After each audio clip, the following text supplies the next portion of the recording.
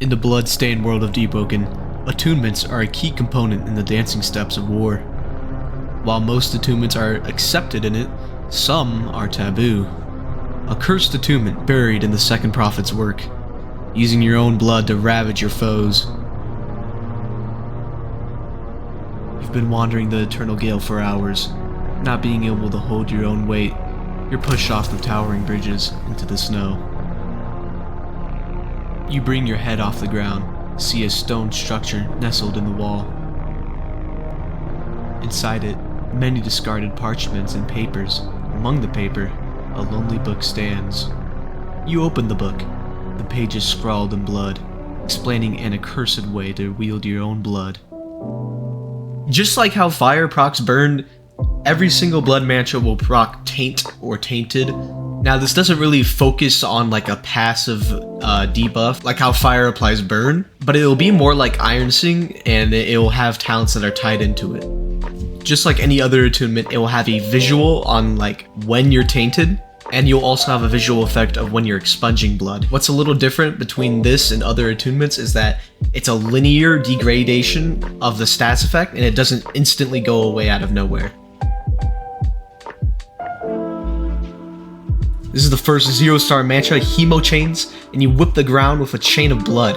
This guard breaks at level 5. Next up, we got another animated one, which is called Rising Gore. Now, I don't want you to immediately think Heavenly Wind, because it actually has some cool little tech with it. When you don't hit anyone with it, it kind of acts like a mobility mantra and you slide.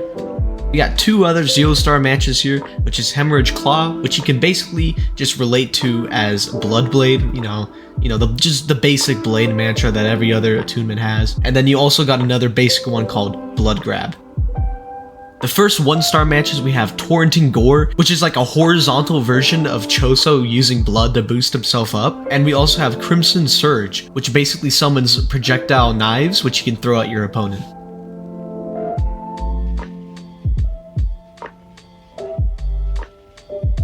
There's 4 2-star mantras, which you can't really elaborate much on, but they'll be there if you want to look at them, if you want to read them, so.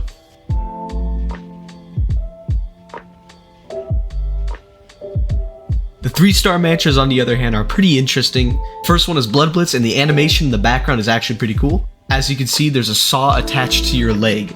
It's kind of like Chainsaw Man.